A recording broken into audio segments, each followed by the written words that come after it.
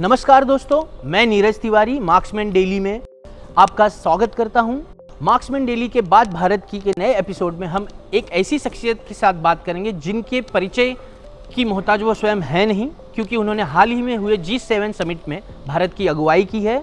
इतना ही नहीं, वह एक मेंबर हैं ब्रिक्स मीडिया प्लेटफॉर्म की। जी हाँ, मैं बात कर रहा हूँ जानवी सोनैया की।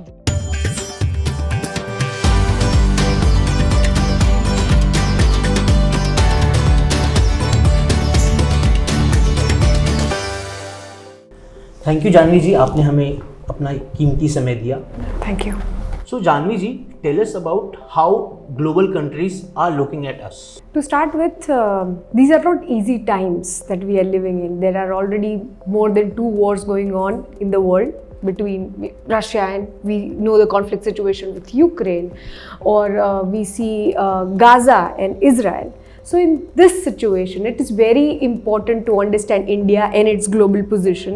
And I see India today not just for its demographic dividend, because we have the largest, youngest population in the world. So that's one of the very interesting points that India has, and it is known globally for that aspect. The another aspect I see India globally now is as a peacemaker. You talked about peacemaker.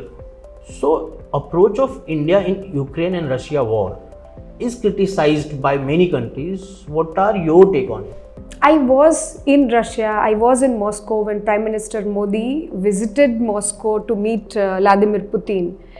And I have to say that at that time, India was criticized by the Western media, and we couldn't have expected anything else than this. But then eventually in a few months, Prime Minister also went to Ukraine to meet Zelensky. Now what we see is that many years back, even our revolutionary leaders like Mahatma Gandhi propagated the idea of peace, propagated the idea of non-violence. And I think Indians and Indian delegation after so many years did the same thing of bringing the message of peace on both sides. If India was a weak country, India would not have gone to Russia and done the dealings or the conversation with Putin, because it needs a very strong country, it needs a very strong diplomatic policies to be taking that stand. Russia is fighting the sanctions by America. Russia is fighting the restrictions by America in Ukraine. In fact, the weapons that are supplied in Ukraine are also by European and American countries, and everyone knows about them. So it's a very complicated issue, and I'm very grateful that the stand that India is taking is going to both countries with the message of peace and not taking sides. Okay. Yeah. So you talked about Narendra Modi, our Honorable Prime Minister. Yeah. So can you tell the difference between the 2014's international policies of India, how India is dealing with current diplomacy with international level? True. As we are speaking about our Prime Minister, I'll give a backstory of how because I'm a Gujarati, I have seen our Prime Minister when he was the Chief Minister of Gujarat, and he was on stage APJ Abdul Kalam when he was the President. So we have grown up.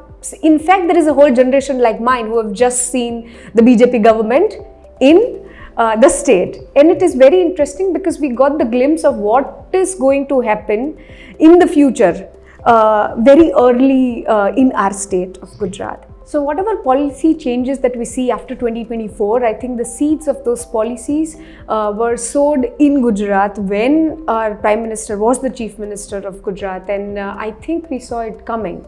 What the Prime Minister did on another level also was that whatever schemes or whatever Congress took out, I think the implementation part of it was done impactfully after our Prime Minister took charge. So it was also about many things that Congress tried to do on paper. I think when PM took power, I think he executed it and made sure that all the policies are implemented well, and any person who is staying even in the remotest villages of India gets the benefit of those government schemes. I think this is one of the major achievements of the government. So there is one big thing of current government going at global level. Yeah. That is UPI transactions. So how you compare the global digital transactions and India's digital transactions? Looking globally at how our transactions work, I think India is really ahead of its times. One of the thing is great work on policies, and then its implementation, and that's why where we are. Even our foreign minister S. Jaishankar praises, the work we have done, and he also goes to other countries and he is praised for India's UPI and all the digitalization that has taken place in our country. Now let's understand why it happened. Say a country like Germany couldn't do it, or many countries in Europe couldn't do it, but we could. One thing is that because we are the youngest nation, and because now we see this wave of young people who would want to do better in jobs, who would want to do better in the startup ecosystem, who would want to do better in especially IT, and that's why I think that having young people in the country as your demography has also somewhere directly or indirectly led the digital wave that we see in the country today.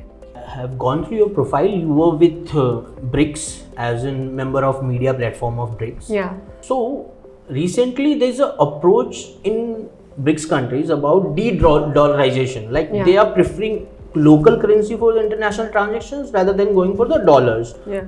So, right, it is directly challenged to a US dollar. True. So, what is your personal take on this, and how BRICS countries can manage it? Let's start with the basics. BRICS.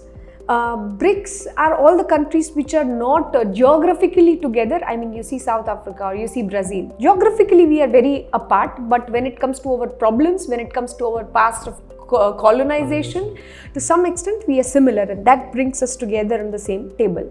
BRICS as a platform has been there for ages, and the question of de-dollarization is something that BRICS countries are working for ages.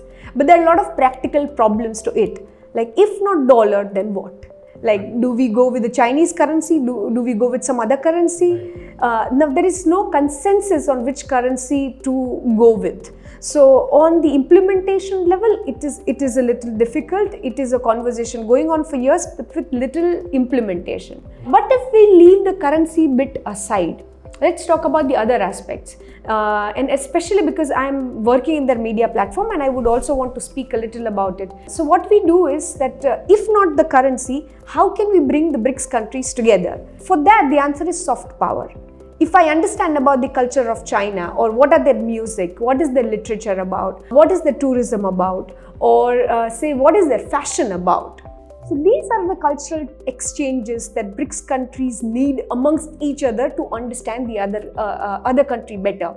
Right now, the world's eyes are on India to give the solution to climate-related problems. True. So you were there in BRICS, you were there with G-7 summit, and most of the times agenda is climate change and sustainability. How you personally think what global countries are thinking about us? To answer this, I'll start with one of my recent interviews. It was with the German minister who was present just, I think, this month in Reinvest 2024. Now, what this German minister said is very interesting. She said that we cannot solve the global problems without India, and especially the problems related to sustainability. Now, let's understand why. The work India has done in the solar field is incredible, and it started even before 2014 in Gujarat. Now, if we consider even India, Gujarat stands in one of the topmost states who was ahead of its time when it comes to installing solar panels, in manufacturing it, in supplying it, and in working in the sustainable bit. And we can be a good substitute to China, because China has also, taken a lead when it comes to manufacturing everything related to solar energy and solar panels. So I think it's a great opportunity for India to not let one country become, have monopoly in this domain. So everyone is saying by 2047 India will be a developed country. Yeah. And by 2030 we are going to be the third largest economy of the world. True. So do you think it is achievable by 2030, the third largest economy? Yeah. And what is your personal thought, and what is the roadmap of it? Look, I cannot predict whether we will be the, superpower, or whether our economy will reach to a certain trillion by a certain year. Our economy is growing for sure. But I think what we need to see is what are the impacts we see on the ground level. is the development reaching the villages of India? Because India lives in its villages still. There is a population, which is still into agriculture. India has been an agrarian country ever since. So when we talk about development, we do not have to see it on just infrastructure level on the airports or the highways. I'm sure that is definitely the part. We want to reach to $1 trillion economy, and we would want to do all of those things. But has the quality of life of a person staying in a village, has it improved or not? Are the women of India having a safe environment to stay or not? These are the questions that are very important. Do we have clean air or not? You work for G7 summit. What is your personal experience? What kind of work you do? As young people, we talk about the problems we see around it. ये ठीक नहीं है, वो ठीक नहीं है, या government should have done better in this aspect. But for me, the major question or major concern was, how can I contribute in making the world a better place from wherever I am working, irrespective of whether I'm working with a government or not. And this question of mine led me to all these summits and all these organizations. One of them is G7, Model United Nations, and I'll tell you what people are trying to do. So people from age group of 18 to 35, they come together from different countries. Like I'm collaborating with someone from Africa, and I'm collaborating with someone who is say from China, and there are other countries. And primary thing we do is we discuss about the problems that our country is facing, and we try to come together and see how we can help each other in creating an impact. So one major thing is to accept the fact that yes, as an Indian, I can contribute in this problem. And also it helps you to understand that sometimes when you are in your own city or in your own state, you understand that this is the world and we have so many problems. But then when you meet people from other countries, you realize that, oh, their problems are more severe than ours, or their problems are so different than ours, or the problems that they are facing, we have a solution too. And sometimes when they understand our problems, they feel like, oh, our government has done something like that, which can be replicated in their country back home. In one way or the other, whether we realize it or not, we are ambassadors of our country, and we would want to represent the best side of our nation. And as an Indian, I know the limitations of our country, and I also accept the responsibility that it is my job to contribute in problem solving, not just in complaining about things that are not right. And I think as young people of G7, we are all trying to do the same for our own countries. दोस्तों, marksman daily के बात भारत की episode को आपने सुना और देखा होगा। मैं नीरज तिवारी एक बार फिर से चाहूँगा कि आप इस एपिसोड को बहुत सारा प्यार दें, क्योंकि भारत इस वक्त वैश्विक शक्ति और विकसित देश बनने के पथ पर अग्रसर है। धन्यवाद।